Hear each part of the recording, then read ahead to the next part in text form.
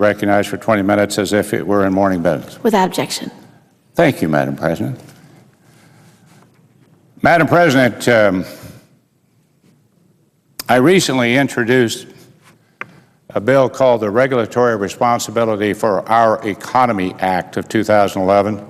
It's S358.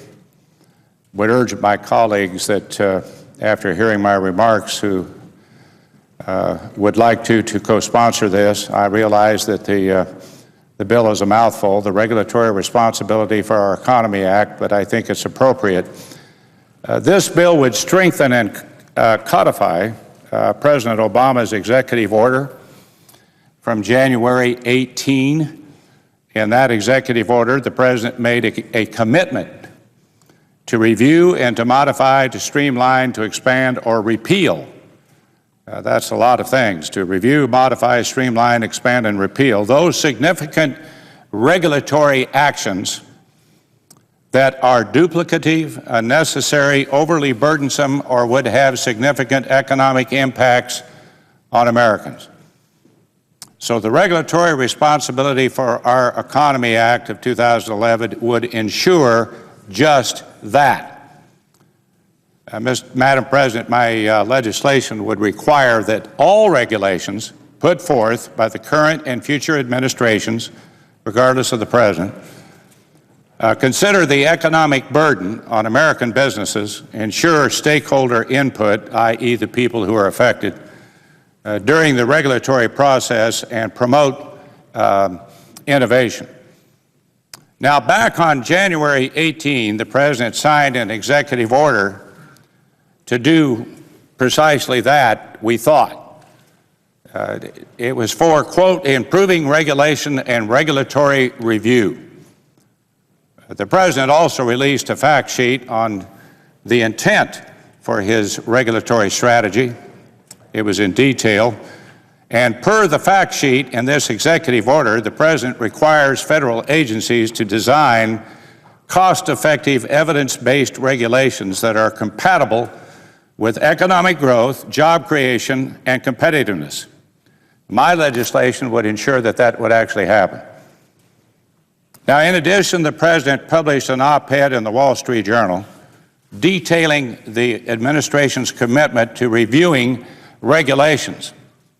As part of this op-ed, the President stated, quote, "We have preserved freedom of commerce while applying those rules and regulations necessary to protect the public against threats to our health and safety and to safeguard people in business from abuse." But he also noted, and this is the key, that sometimes those rules have gotten out of balance, placing unreasonable burdens on business, burdens that have stifled innovation and had a chilling effect on growth and jobs. Now, I must say I absolutely agree with the President. I was extremely pleased when he came out with the executive order on January 16.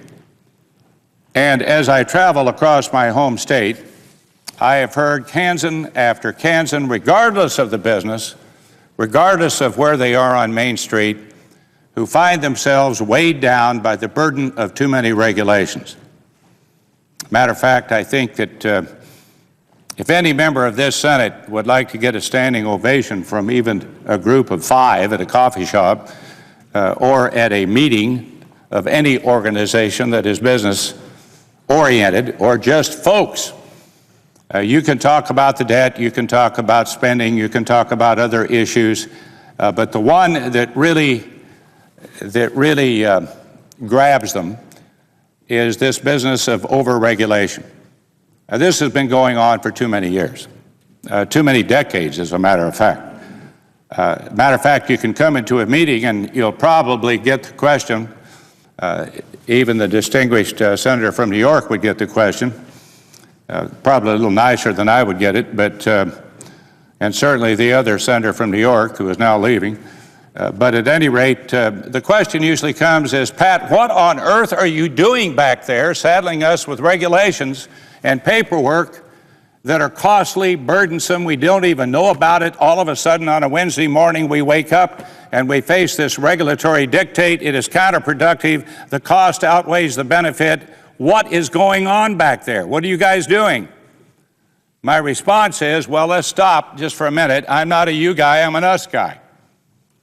Clear back in my days in the House of Representatives when I had the privilege of serving in that body, we are trying to do something about the unnecessary and burdensome regulations. So I have had a long-standing concern with the regulatory process, and that is the one issue. That's the tinderbox issue. That's the one where you really get an immediate response of people saying, amen, somebody needs to do something about that. And they were so pleased with the president when he came out with the executive order to say, hey, I'm going to do something about this. I have his quote a little bit later on that really makes sense. So as of January 3, 2011, less than 6 months after the Dodd-Frank Act was signed into law, regulators have issued over 1,000 pages of regulatory proposals and 360 pages of final rules. Talk about asking senators whether they have read a bill or not. I know that nobody in the Senate has read over the 1,000 pages of regulatory proposals and 360 pages of final rules on the Regulatory Reform Act. Many more pages of regulations, upwards of 5,000, are expected. One of the things that's holding it up is the definition of what's going on in these regulations. What adjective, what adverb, what does it mean in regards to the regulations? Regulations such as those put forth by the Department of Health and Human Services along with the Department of Labor and Treasury have resulted in the child-only insurance market effectively disappearing in 20 states because of the regulations. The idea was to provide just the opposite. More child-only insurance markets. But in 20 states today, that is not the case. And the Environmental Protection Agency began implementing its greenhouse gas regulations on stationary sources of energy that emit 75,000 or more tons of CO2 a year, which on its surface aims to only regulate those largest emitters, such as power plants, oil refineries. But it's only a matter of time. It's only a matter of time before stricter regulations are handed down that will impact every corner of commerce. Let me just say the EPA, knowing, of course, the Congress said no to cap and trade, are trying very hard to go around the Congress to try to put forth these regulations into compliance with the law. And last year, the Grain Inspection Packers and Stockyard Administration, the wonderful acronym, everything has to be an acronym in Washington, but the one for that is called GIPSA. Well, GIPSA is a GIP.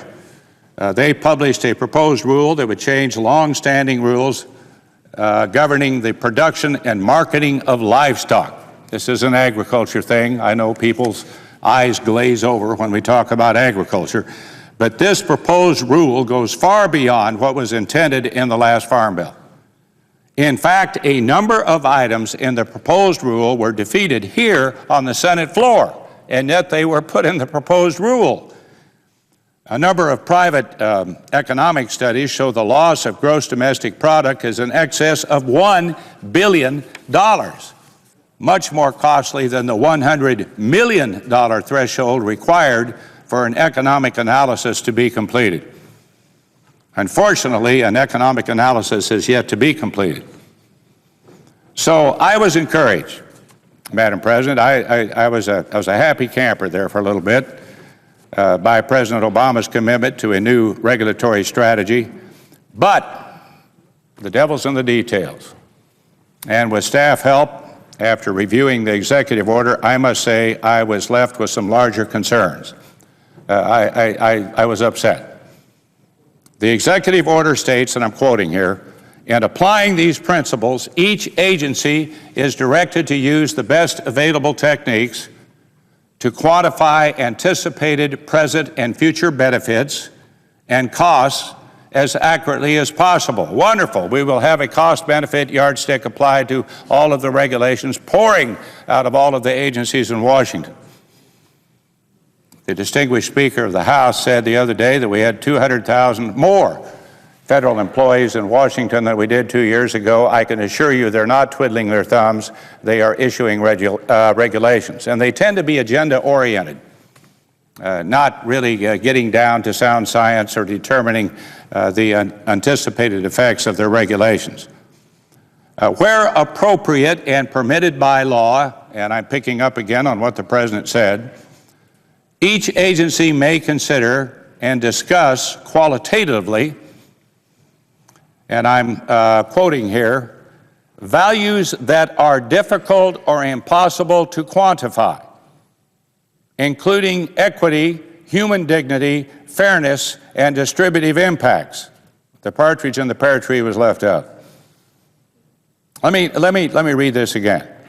Where appropriate and permitted by law, each agency, as they go through the regulations to determine which are counterproductive to this economy, costing billions in regards to manufacturing and businesses and harming our economy where it should not be harmed, they say, okay, but, where appropriate and permitted by law, each agency may consider, and this is the part where we ought to really take a look at it, values that are difficult or impossible to quantify. How are you going to do that?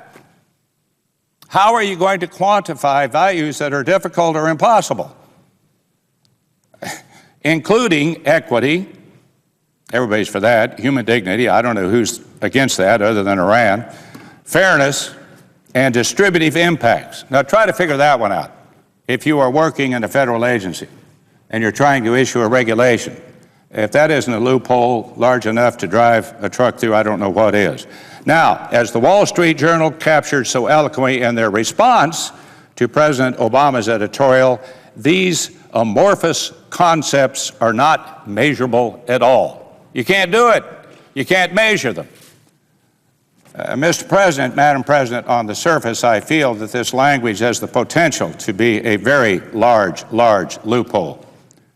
This, coupled with an exception for independent agencies, such as the FDIC, SEC, and the EPA, has the potential to result in no changes at all. So we issue an executive order saying, let's take a tough look at the regulations that are so terribly counterproductive, and we may end up with nothing, more especially with the independent agencies. Note I said FDIC, note I said SEC, read Dodd-Frank, read financial regulatory reform, read the reach into the small community banks and what they're going to have to put up with, and hire a bunch of bad new bears employees to figure out to tell the rest of the employees how on earth are they going to comply with these new regulations.